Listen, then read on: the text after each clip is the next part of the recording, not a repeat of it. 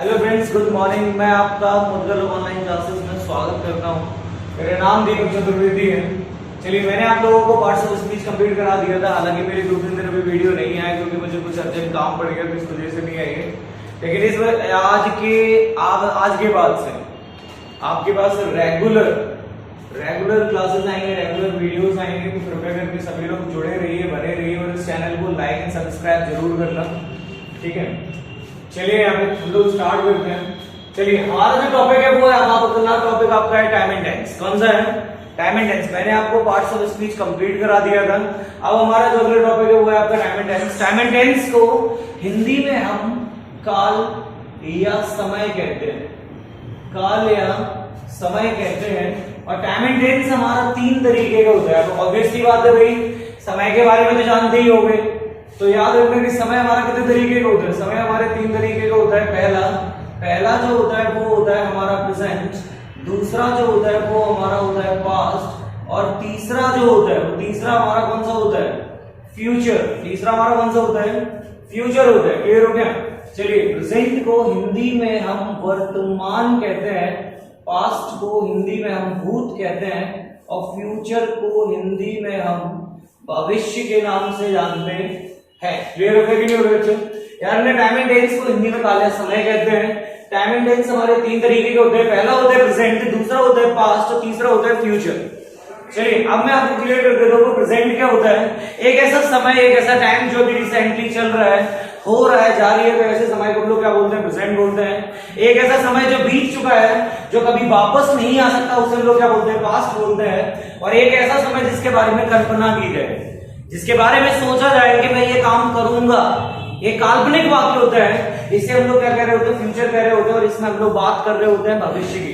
Clear हो गया कि नहीं हो गया बच्चों? याद रखना, प्रेजेंट के हमारे 4 टाइप होते हैं। कितने टाइप्स होते हैं? 4 टाइप्स होते हैं। पास्ट के भी हमारे 4 टाइप्स होते हैं, और फ्यूचर के भी हमारे कितने टाइप्स होते हैं? 4 टाइप्स होते हैं। ओवरऑल हमारे पास टेंस कितने हैं? 12। और याद रखना, ये 12 यानी ये 12 टेंसेस जो है ये हमें पढ़ने हैं, समझने हैं। और याद रखना, ये कंपटीशन का एक बहुत बड़ा टॉपिक है। सबसे ज्यादा याद रखना, सबसे ज्यादा क्वेश्चन अगर कंपटीशन में अगर किसी टॉपिक पर अगर बनते हैं तो वो टाइम एंड टेंस पे बनते हैं। किस पे बनते हैं? टाइम एंड टेंस पे। तो इस टॉपिक को बहुत ही ध्यान से हम लोग पढ़ेंगे। क्लियर हो गया कि नहीं हो गया? अभी तक आप लोगों ने जो भी टाइम एंड टेंस पढ़ा है, जो भी टेंसेस आपने पढ़े, वो एक लिमिटेड नॉलेज में पढ़े होंगे, एक लिमिट में पढ़े होंगे। लेकिन यहाँ नहीं, यार ना, यहाँ कॉम्पिटिशन बेसिस क्लासेस है, तो आप समझ लेना, अपने हिसाब से देखना है अभी। चलिए, यहाँ पे तो हम लोग बात करते हैं कि प्रेजेंट, पास्ट और फ्यूचर, इनके 4 टाइप्स होते हैं। टोटल हमारे टाइप्स कितने होते हैं? 12 होते हैं। चलिए, तो बात करते हैं कि सर आपने ये तो बता दिया कि प्रेजेंट के 4 टाइप होते हैं, सर पास्ट के भी 4 टाइप होते हैं, और सर फ्यूचर के भी 4 टाइप होते हैं। तो ये 4 टाइप्स कौन से होते हैं? चलिए, तो पहला टॉपिक या पहला टेंस हमारा जो है यार ना, प्रेजेंट का भी जो पहला टाइप होता है वो होता है इंडेफिनिट। वो कौन सा होता है?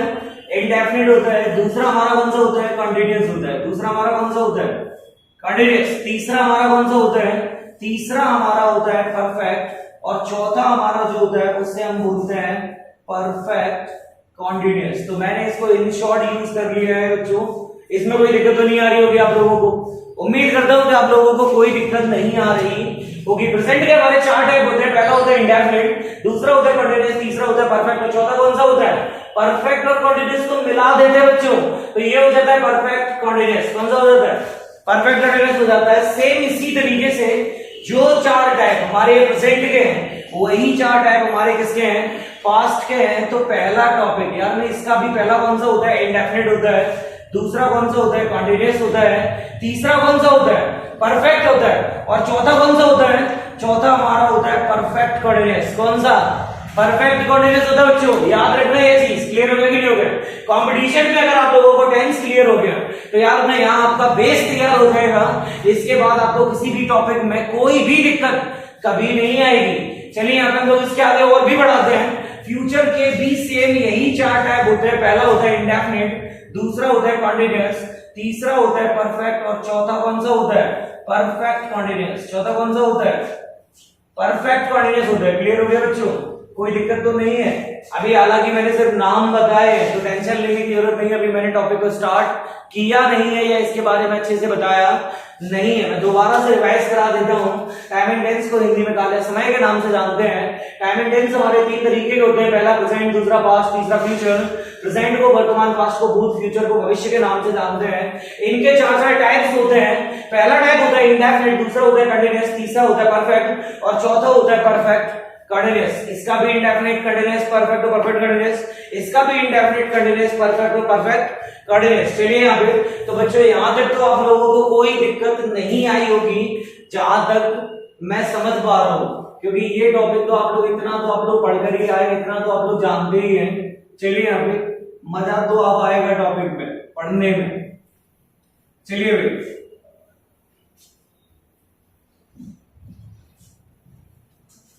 और अगर ऐसा टाइम एंड टेंस अगर आपको ऐसा टॉपिक अगर आपको पढ़ने को मिले तो मुझे बताना जरूर। क्लियर हो गया? पढ़ने को मिलेगा नहीं आप लोगों को।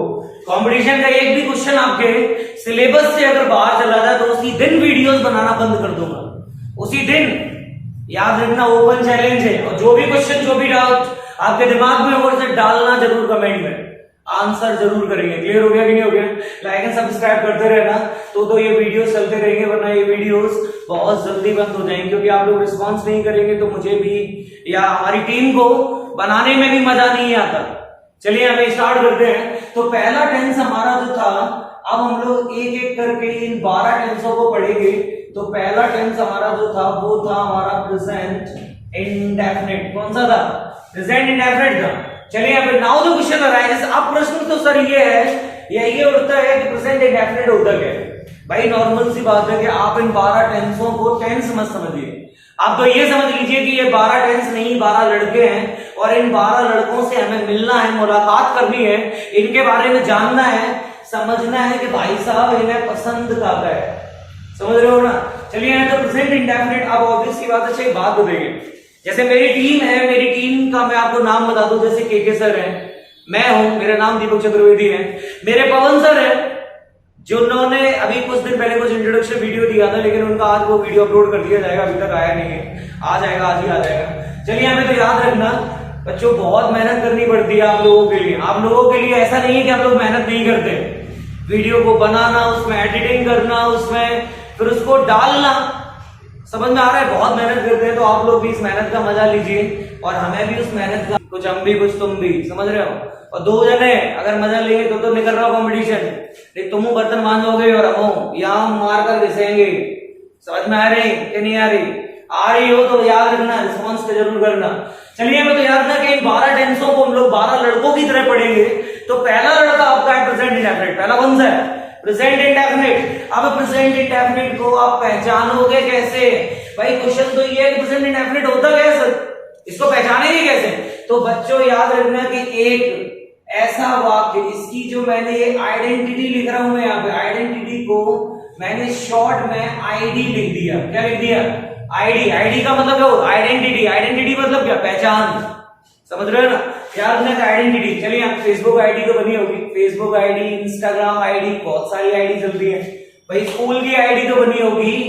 चलिए अब याद रखना आईडी को हम लोग क्या बोलते हैं? आइडेंटिटी बोलते हैं। तो इसकी जो आइडेंटिटी होती है वो होती है ता है, ती है, ते है। चलिए यहाँ पे आप लोगों को लग रहा होगा सर ये तो बच्चों वाला मटेरियल है कि नहीं, क्योंकि तुम होशियार बहुत हो। तो याद रखना सिर्फ बेस से उठा रहा हूं। कैसे उठा रहा हूं? बेस से उठा रहा हूं। तो याद रखना कि तायत ये थे, तायत ये ते है, और मैं यहाँ इंग्लिश में लिख देता हूं should be end of the sentence.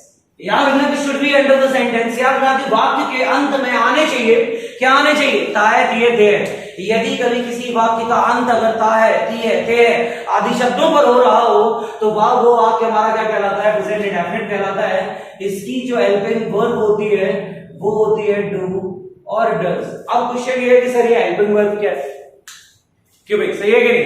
अभी तक आप लोगों को समझ में नहीं आया कि सर हेल्पिंग वर्ब क्या होती है। हेल्पिंग वर्ब को भी मैंने शॉर्ट में लिखा है HV। H का मतलब होता है हेल्पिंग और V का मतलब होता है वर्ब। तो सर हेल्पिंग वर्ब क्या होती है? तो याद रखना कि जिस प्रकार से या जिस तरीके से सर हिंदी में आईडी होती है उसी प्रकार से इंग्लिश में भी आईडी होती है। क्या होती है? आईडी। सर हिंदी में टेंस को हम ताया दिए से पहचान लेते हैं, लेकिन इंग्लिश में हम वाक्य को डू या डज से पहचानते हैं। अगर मैं आपके सामने अगर मैं कहूंगा कि वे क्रिकेट खेलते हैं, वे क्रिकेट खेलते हैं, अब इसमें लास्ट में आ रहा है ते, तो भाई नॉर्मल सी बात है, टेंस कौन सा हो गया? तो ये टेंस हो गया हमारा प्रेजेंट इंडेफिनिट। कौन सा हो गया? प्रेजेंट इंडेफिनिट हो गया।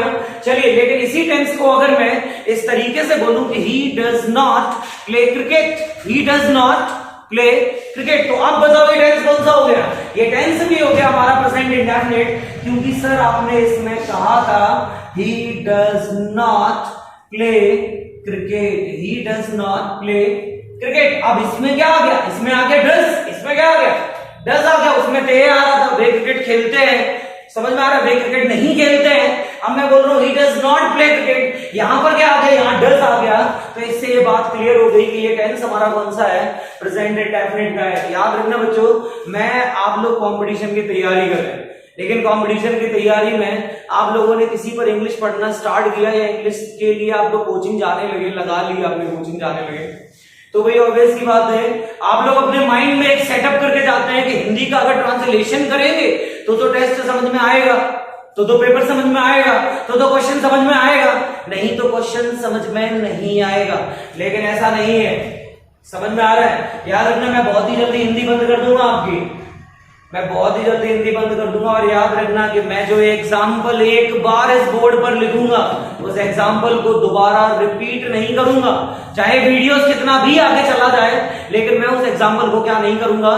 रिपीट नहीं करूंगा। मेरी बात समझ में आ गई है? चलिए बच्चों, तो याद रखना he does not play cricket. अब याद रखना, ये हिंदी की आईडी होती है, हम सेंटेंस को हिंदी में इससे पहचानते हैं। हेल्पिंग वर्ब क्या होती है सर? सेंटेंस की, मतलब इंग्लिश की आइडेंटिटी। सर सेंटेंस को हम पहचानते हैं, लेकिन पहचानते कैसे हैं सर? हेल्पिंग वर्ब से पहचानते हैं। अगर डू या डज लगा होगा तो वो टेंस हमारा कौन सा होगा? प्रेजेंट इंडेफिनिट का होगा। क्या का होगा? प्रेजेंट इंडेफिनिट का होगा। चलिए बच्चों, आप लोगों को समझ में आ गया होगा he does not play cricket. Clear हो गया कि नहीं हो गया? क्लियर हो गया। चलिए स्टार्ट करें बच्चों, चलो तो स्टार्ट। अच्छा, इससे पहले मैं स्टार्ट करूं, मैं आपको एक बात और बता देता है, वो ये कि यार ना, बिना हिंदी की आइडेंटिटी के कभी सेंटेंस कंप्लीट नहीं होता। वैसे ही याद रखना कि बिना इंग्लिश की आईडी के भी सर सेंटेंस कंप्लीट नहीं होगा। समझ में आ रहा है? यार ना, बिना हिंदी की आईडी के सेंटेंस कंप्लीट नहीं होता, तो बिना इंग्लिश की आईडी के भी सेंटेंस कंप्लीट नहीं होगा। भाई नॉर्मल सी बात है कि मैंने आपके सामने बोल दिया कि वे क्रिकेट खेलते हैं, अब मैंने उसमें से ते हटा दिया, मैंने आइडेंटिटी ही हटा दी। भाई आइडेंटिटी हटा दिया, मैं कह रहा हूं वे क्रिकेट खेलते हैं, अब मैंने ते हटा दिया तो बचा वे क्रिकेट खेल। क्या इस सेंटेंस का कोई अर्थ निकला? नहीं, इस सेंटेंस का कोई अर्थ नहीं निकला। मैंने कहा राम बाजार जाता है, आपने ताया हटा दिया, आपने कहा राम बाजार जा। भाई अगर जा भी रहा होगा ना तो भी मना कर देगा कि नहीं जा रहे, जाओ। क्या तुम कही ऐसे रहे हो कि राम बाजार जा? समझ में आ रहा है कि नहीं आ रहा है? मेरी माँ चाय बनाती है, मेरी माँ चाय बनाती है, आपने तिया हटा दिया, अब वो बचा मेरी माँ चाय बना। अब भाई क्या मम्मी चाय बना रही है क्या? नहीं, मम्मा चाय नहीं बनाएंगी, बल्कि याद रखना कि जो भी हो, बेलन चिमटा फूकनी, समझ रहे हो, किचन से उड़ती हुई आएगी, सुदर्शन चक्र जान लो, ऐसे करके आएगी। चलो भाई, तो याद रखना, मेरी बात को समझना। सर बिना हिंदी की आईडी के अगर सेंटेंस कंप्लीट नहीं हो सकता, तो बिना इंग्लिश की आईडी के भी सेंटेंस कंप्लीट नहीं होगा। डू या डज आना ही चाहिए, आना ही चाहिए। चलिए यहाँ पे अब बात ये आती है सर, इसकी हेल्पिंग वर्ब तो दो होती है, डू भी होती है, डज भी होती है। अब सर डू कहां लगाते हैं और डज हम लोग कहां लगाते हैं? क्वेश्चन तो यही है ना कि भाई सही है नहीं? तो याद रखना कि डू कहां लगाना है, डज कहां लगाना है। तो याद रखना, मैं आपको बता देता हूं, ही, सी, इट या फिर किसी का भी नेम अगर हो तो याद रखना कि हम उसके साथ क्या लगाते हैं? डज लगाते हैं। हम आई के साथ, यू के साथ, वी के साथ और दे के साथ, हम इनके साथ में क्या लगाते हैं? डू लगाते हैं। क्या लगाते हैं? डू। क्लियर हो गया कि नहीं हो गया? इन्हीं को हम लोग क्या कह रहे होते हैं? इन्हीं को हम सिंगुलर सब्जेक्ट्स कह रहे होते हैं। क्या कह रहे होते हैं? इन्हीं को हम सिंगुलर सब्जेक्ट्स कह रहे होते हैं, और इनको हम क्या कह रहे होते हैं? इनको हम प्लूरल सब्जेक्ट्स कह रहे होते हैं। क्लियर हो गया कि नहीं हो गया बच्चों? याद रखना, इन्हें लोग क्या कर रहे होते हैं? इन्हें हम सिंगुलर सब्जेक्ट्स कहते हैं, इन्हें हम लोग क्या कहते हैं? प्लूरल सब्जेक्ट्स कहते हैं। सिंगुलर के साथ हम लोग डज लगाते हैं और प्लूरल के साथ हम लोग क्या लगाते हैं? डू लगाते हैं। लेकिन सर ऐसा क्यों? ऐसा क्यों कि सर हम लोग सिंगुलर के साथ डज लगाते हैं और प्लूरल के साथ डू लगाते हैं? तो मैं आपको बता दूं कि कंपटीशन में आपको एक टॉपिक और भी पढ़ना पड़ेगा जिसको हम सब्जेक्ट वर्ब एग्रीमेंट कहते हैं। क्या कहते हैं? Subject to verb agreement. Subject to verb agreement कह लें या इसको हम सिंटैक्स कह लें, बात एक ही है। इसको हम सिंटैक्स भी कहते हैं। क्या कहते हैं? सिंटैक्स कहते हैं। यार ना सब्जेक्ट टू वर्ब एग्रीमेंट, एक सब्जेक्ट का एक वर्ब के साथ एग्रीमेंट होता है। क्या होता है? एग्रीमेंट होता है। तो वही एग्रीमेंट क्या कहलाता है? वही एग्रीमेंट हमारा सिंटैक्स कहलाता है। क्या कहलाता है? सिंटैक्स कहलाता है। एक एग्रीमेंट होता है। भाई याद रखना कि अगर सब्जेक्ट अगर सिंगुलर है तो वर्ब भी सिंगुलर आएगी और सब्जेक्ट अगर प्लूरल है तो वर्ब भी प्लूरल आएगी। अरे ऑब्वियस सी बात है भाई, अगर हस्बैंड अगर बहुत ज्यादा रिच है, अमीर है, तो वाइफ भी ऑटोमेटिक अमीर हो जाती है। क्यों भाई? सही है कि नहीं? अगर हस्बैंड भाई फॉर्च्यूनर में घूम रहा होगा तो वाइफ भी, आप देखना कि वाइफ भी भाई फॉर्च्यूनर में घूम रही होगी, वो भी तो साथ में बैठेगी। तो ऑब्वियस सी बात है वो भी नौ रखा हार पहन के घूम रही होगी, डायमंड नेकलेस होगा उनके पास, क्योंकि फॉर्च्यूनर लगी है भाई। क्यों भाई? सही है कि नहीं? समझ में आ रहा है? अगर सब्जेक्ट अगर सिंगुलर होगा तो वर्ब भी सिंगुलर आएगी, सब्जेक्ट अगर प्लूरल होगा तो वर्ब भी प्लूरल आएगी। और वही हस्बैंड अगर मान लो अभी गरीब हुआ, वही हस्बैंड अगर गरीब हुआ तो ऑब्वियस सी बात है कि वाइफ भी क्या होगी? गरीब ही होगी। तो याद रखना कि जब सब्जेक्ट सिंगुलर आता है तो वो वर्ब सिंगुलर आती है, जब सब्जेक्ट प्लूरल आता है तब वो वर्ब प्लूरल आती है, जब हस्बैंड गरीब होता है तो वाइफ गरीब होती है, जब हस्बैंड अमीर होता है तो वाइफ भी अमीर होती है। मेरी बात समझ में आ रही है कि नहीं आ रही? चलिए यहां पर हम लोग इतना क्लियर करने के बाद में अब क्वेश्चन ये है कि सर हम सिंगुलर के साथ डज क्यों लगाते हैं और प्लूरल के साथ डू क्यों लगाते हैं? तो इसके लिए आपको दो आरपी पॉइंट्स, आरपी मैं जब बोलूं आरपी तो आरपी का मतलब होता है रिमेंबर पॉइंट्स। क्या होते हैं? रिमेंबर पॉइंट्स नहीं आपके, और दो आपके रिमेंबर पॉइंट है। पहला पॉइंट ना आपका पहला पॉइंट ये है कि याद रखना कि किसी भी अगर नाउन में अगर हम लोग एस, ई एस या आई ई एस लगा देते हैं तो याद रखना कि जब हम किसी नाउन में अगर हम एस लगा देंगे, ई एस लगा देंगे या आई एस लगा देंगे तो वो नाउन हमारा प्लूरल हो जाता है। क्या हो जाता है? प्लूरल। सही है कि नहीं भाई? याद रखना कि अब मान लीजिए कि जैसे मैंने बॉय, अब मैंने अगर बॉय में अगर मैंने एस लगा दिया और ये बन गया बॉयज, तो बॉयज क्या हो गया? बॉयज हमारा हो गया प्लूरल। बॉय का मतलब होता है एक लड़का और बॉयज का मतलब होता है एक से अधिक लड़के या एक से ज्यादा लड़के। क्लियर हो गया कि नहीं हो गया? एक से ज्यादा लड़के। क्लियर हो गया कि नहीं? तो बॉय में हम लोग क्या लगा देंगे? एस लगा देंगे तो ये क्या हो जाएगा? बॉयज। क्यों भाई? सही है? तो याद रखना कि हम लोग बॉय में हमने एस लगा दिया तो वो हो गया बॉयज, और बॉयज यानी कि ये हो गया प्लूरल। क्या हो गया?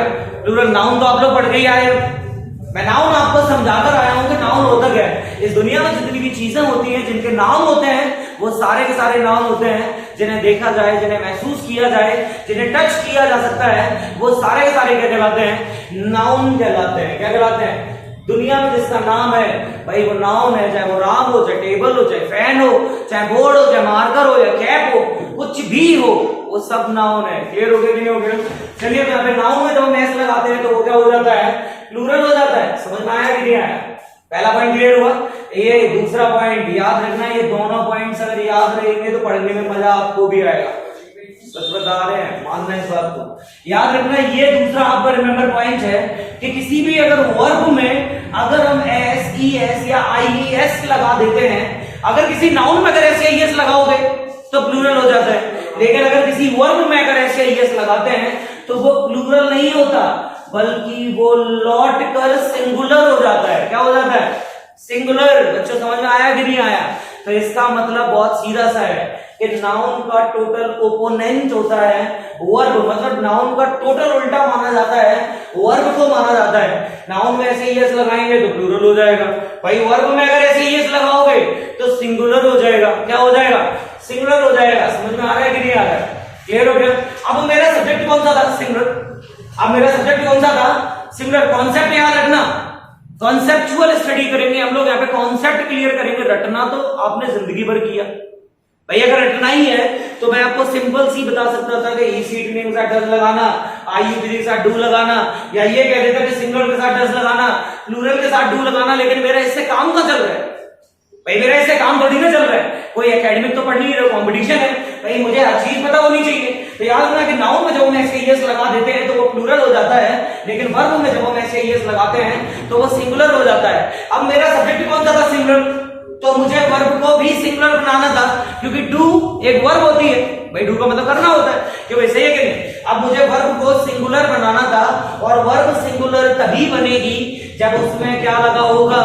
ईएस लगा होगा, या एस या ईएस लगा होगा। समझ में आया?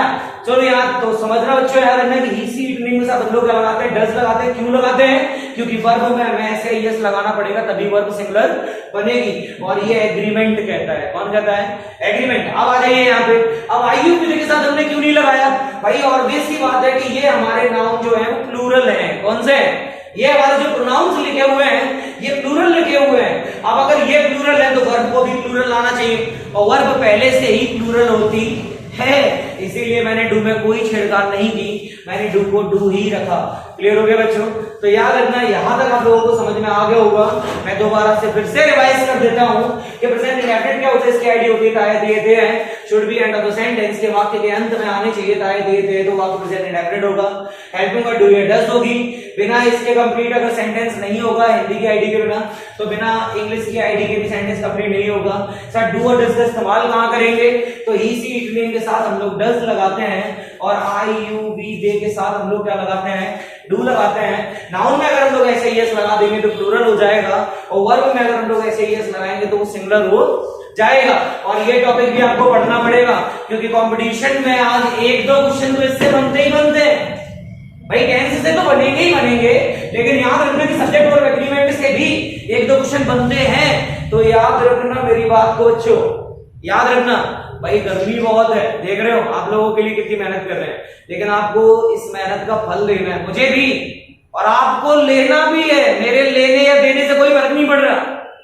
तुम लोगे तो मेरी मेहनत सफल है, तुम नहीं लोगे तो मेरी मेहनत सफल नहीं है। क्लियर हो गया? चलिए, यहां तक क्लियर हो गया होगा।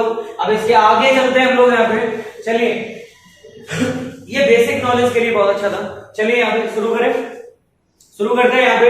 अब इसके बाद से यहां तक क्या हुआ? यहां तक कंप्लीट हो गया मेरा। चलिए सर इसको इरेज कर देते हैं। अब इरेज करने के बाद में थोड़ा सा आगे चलते हैं, ठीक है?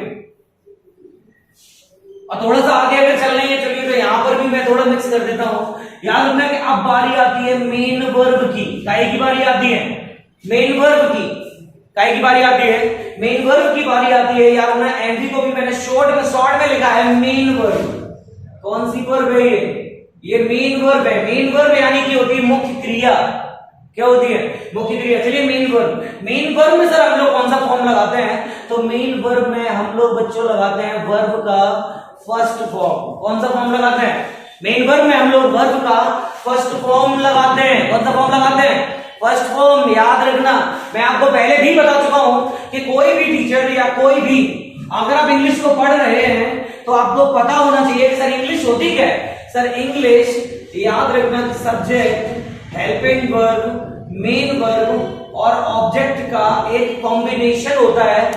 ये याद रखना, subject, helping verb, main verb और object. Subject, helping verb, main verb और ऑब्जेक्ट का कॉम्बिनेशन होता है क्या? इंग्लिश। तो चलिए बच्चों, याद रखना इंग्लिश क्या होती है? Subject, helping verb, main verb और ऑब्जेक्ट का कॉम्बिनेशन होता है इंग्लिश। याद रखना कि अगर कोई भी आपसे, अगर आप कॉम्पिटिशन की तैयारी कर रहे हैं तो आपको पता होना चाहिए कि subject, helping verb, main verb और ऑब्जेक्ट, यही इंग्लिश है। इसके अलावा कोई इंग्लिश नहीं है। आप लोग फालतू का डाउट या कोई भी चीज को अपने दिमाग में मत लेके आइए। हालांकि आज लाइट चली गई है तो आज के लिए सॉरी। मैं हालांकि वीडियो बहुत अच्छा बनाना चाह रहा था, फ्लो बन चुका था, गाड़ी गर्म हो चुकी थी, लेकिन चलिए कोई दिक्कत नहीं है। हम लोग इसी क्लास को कल से कंटिन्यू करेंगे, ठीक है? क्योंकि आज थोड़ा लाइट वाइट का डिस्टर्बेंस है। आपको दिखाई दे रहा होगा कि मेरी शैडो वगैरह, मेरी परछाई वगैरह पीछे आने लगी है, तो दिखाई दे रहा होगा। चलिए तो हम लोग इसको क्या करते हैं, कल से कंटिन्यू करते हैं। आज के लिए बस इतना ही। तो सी यू टुमारो, कल मिलते हैं। अब से रेगुलर क्लास रहेगी, तो आप लोग मुझसे जुड़े रहिए। मेरा नाम दीपक चतुर्वेदी है। मुद्गल ऑनलाइन क्लासेस को आपको लाइक एंड सब्सक्राइब जरूर करना है, ठीक है? अगर आप लोगों को मेरी वीडियोस अच्छी लग रही हैं, पसंद आ रही हैं, तो जरूर लाइक करना, दबा के शेयर करना और दबा के कमेंट करना। क्लियर हो गया? चलिए और हमारे चैनल को सपोर्ट जरूर करना भाई। आज के लिए सिर्फ नहीं, see you tomorrow. Subscribe now and press the bell icon. Never miss an update.